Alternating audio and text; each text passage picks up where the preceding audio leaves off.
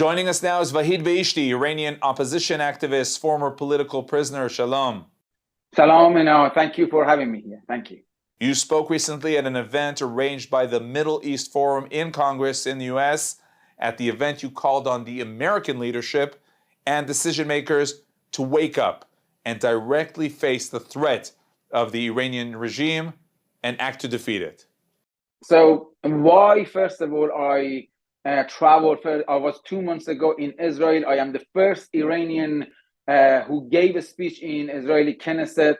And when I was in Israel, had many meetings with different decision makers there, different politicians. And after that, I decided with Middle East Forum, with the great work of Middle East Forum, to travel to DC and to let them know about the existential, this is very important, I emphasize, existential threat of Iranian regime, not anymore to Iran, Israel, and region. Now today, to West, to Europe, and to US.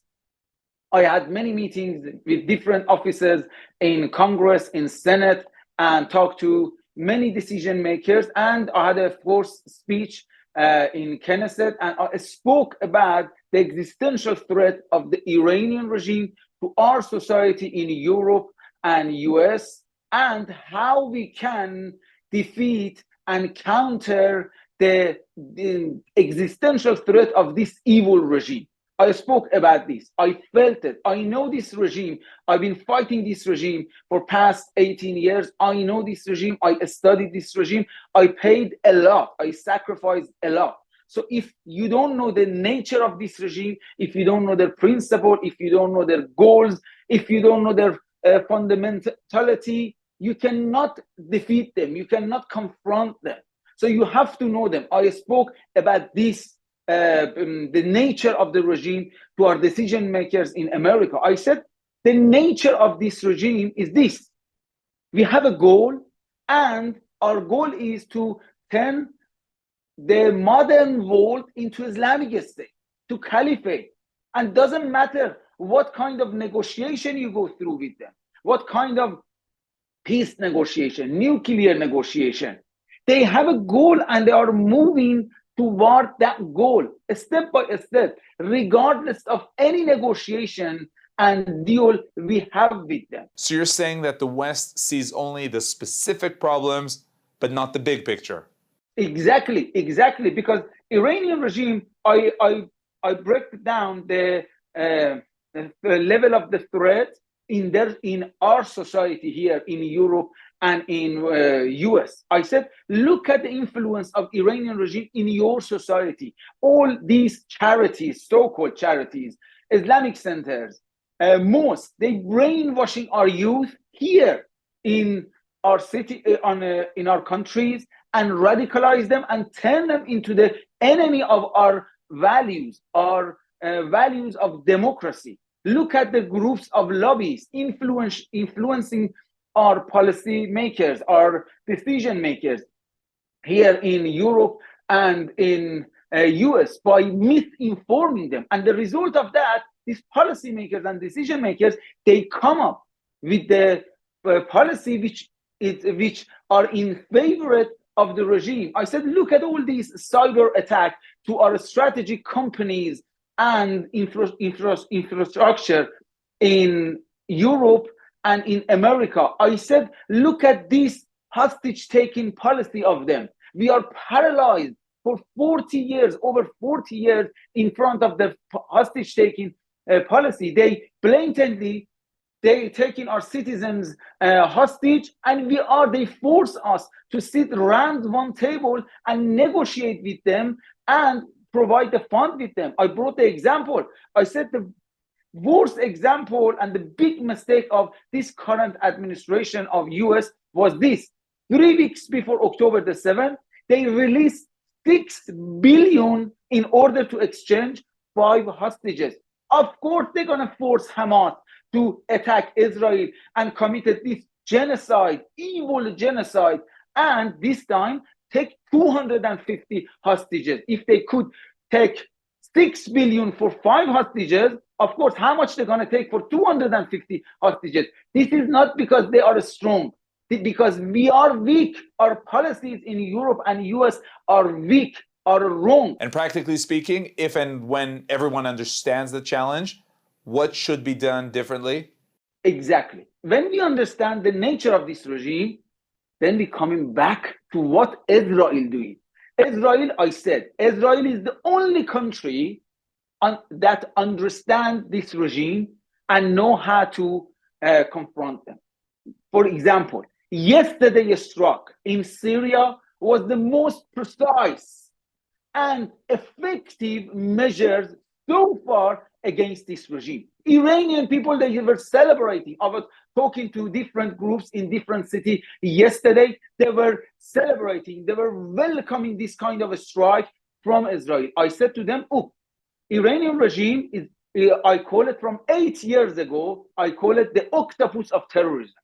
They are expert in proxy war, in influencing our societies, brainwashing our youth. And they made it look like by their PR board, which they are very expert on that, they made it look like they are very strong, they are very complicated, and they are. They're controlling Iraq, Syria, Yemen, Lebanon, the whole region, and they're doing all these evil things. But when we understand their nature, we know we have to do something serious. Okay, they are complicated, but they have a weak point. Their weak point, their Achilles heel, is inside of Iran, when they have no legitimacy, and that's Iranian people. So by give the support to Iranian people that they are asking for, and when I'm saying they are asking for, I have evidence after my trip to Israel, because in Israel parliament, I have said we should not be afraid to target Iranian regime site inside of Iran, and Iranian people will embrace that, and they finish the job for us. After that, they hung 2 banners from in Tehran, from big bridges, and they said there in Farsi and English, they said Vahid Beheshti is our voice and we stand by Israel. That was the first banner. The second banner, respond to my statement in Israeli parliament, they said Vahid Beheshti brought the message of the children of Cyrus the Great to Israel. Underneath that, this was really amazing. Underneath that, they said, Bibi, we are ready. And just few hours after I came back from DC before yesterday, they hung the Israeli flag in front of Azadi Square in Tehran. So Iranian people speak from the heart of the Iran, from Tehran. Give us the support to finish the job for you in Iran with the lowest price, not on the border of Israel or in the region or in our soil here in Europe or in America. What kind of support they ask? They're asking for military support. And when I'm saying military support, I elaborate on that. I don't mean boot on the ground or going and invade the countries and all this stuff. Doing exactly what Israel doing. Help Israel to target IRGC sites inside of Iran, to target the nuclear sites of Iranian regime inside of Iran, to target the house of high officials inside of Iran, and then see how Iranian people who asking for this, who are thirsty for freedom and democracy for 45 years, who counting the second to overthrow this regime, welcoming and embracing these strikes and measure against the regime, and they will come to the street and finish the job this time for us. Iranian people are the great military of 80 million people who are, this is a great military we have on the ground. So they do the job for us with the lowest price. This is what I communicated in each meeting with different officers in House of Congress and the Senate, with different decision makers. By the way, how do you relate to the attack against Iranians in Damascus?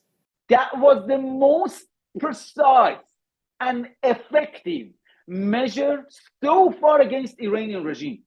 You have no idea. From yesterday after the attack, I had interviews, I wrote straight away about this. I am in contact with different groups in different cities in Iran. They are dancing, they are very happy. And they know, because this is the first attack on official buildings of Iranian regime. That means we are just few steps away from attacking the Iranian regime side inside of Iran. They embracing this. They were dancing when I was talking to them. And they knew, they said, Vahid, they are listening. Now they are seeing us. They are waiting for this moment. Just let me put it in this way. Just imagine, we have two choices. Are we going to do this, help Iranians, give the military support to Iranian to finish the job, or we are going to wait and give the opportunity to this evil regime with this kind of evilness to gaining access to nuclear weapon? And if we think Iranian regime gaining access to nuclear weapon, it's going to be, we are going to welcome another North Korea, we are making a big mistake, because North Korea is completely different from Iranian regime. North Korea, this is what I communicated in Congress. I said North Korea have nuclear weapon only to protect themselves. If Iranian regime gaining access to nuclear weapon because of their mentality that they have, their mentality and their ideology is this, to export their ideology. They are going to use it straight away. And the first state they are going to use it first is going to be Israel. And Israel has the nuclear weapon. Then it's going to be nuclear war. To avoid this nuclear war, we have to destroy Iranian regime by providing the support, the military support for Iranian people inside of Iran, and military support, I elaborate on that. So let them not change my word, because they, after I was saying that, they were saying, oh, Vahid is calling for carpet bombing Iran and killing innocent Iranians. I'm calling for targeting IRGC sites and the nuclear sites and the House of High officials inside of Iran. This is the military support that I am asking, and the Iranian people asking to finish the job inside of Iran. So we have these two choices in front of us. I can see we are on the very, very crucial moment. We are on the brink of catastrophe. We have to be aware, and we have to, that's why I am traveling everywhere. And I put myself in this situation in past year. I went through 72 days hunger strike and living in the street for 1 year, campaigning in front of foreign office in London to prescribe IRGC. And I risked my life twice only in this year. Once was in hunger strike, and the second time was 1 week after October the 7th. First Saturday in London, these pro-Hamas terrorist supporters, they attacked me, about 300 of them. Of course, it was all over the news because I had the flag of Israel on top of my camp. They broke the flag, they took it. I went to them and got the flag back. And then they attacked me with the picture of Ali Khamenei, Qasem Soleimani, and big knife. And if it wasn't because of the 130 police officers in London, I wouldn't be here today talking to you.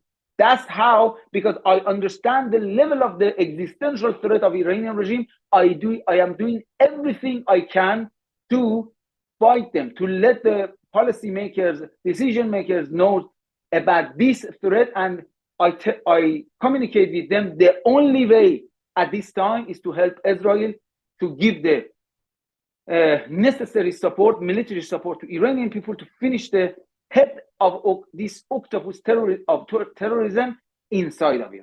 By the way, last time we interviewed you, we were bashed on social media by those who define themselves as Iranians. They claimed that you're not an opposition leader. Exactly. So, because if you look at the history of my activities, it was like that. When I was in hunger strike, when I was any meetings I go, when we had Miss Gila Gamlila in House of Lords here, all the time it was like that. So because the regime knows I am targeting the Achilles heel of the regime, and I am the only one who's claiming the only way to get rid of this regime, we have to provide the military support for the Iranian people. And Iranian people hung banners in Iran, in Tehran, mentioning my name as their voice. They sending it, any organization, but majority of organizations, they are aware of that, and politicians.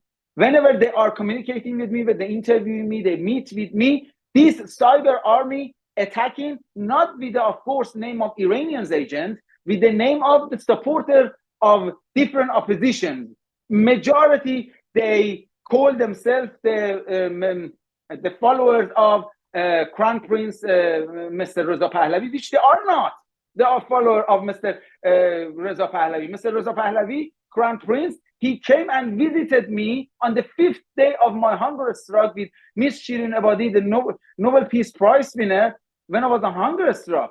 So these are the cyber army of the Iranian regime. They attack me and they're trying to discredit me. But all of them, it's worked completely opposite.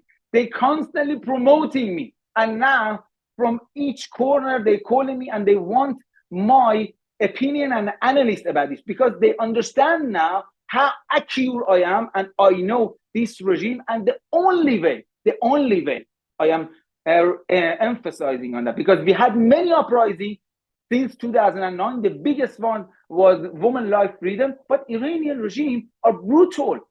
Is a barbaric regime. We all saw the level of brutality and barbarism on October the 7th. So they know this is the only way to get rid of them. They attack me and try to discredit me. But all of them work in my favor. Okay, Vahid Beheshti, thank you very much for joining us. Thank you for having me.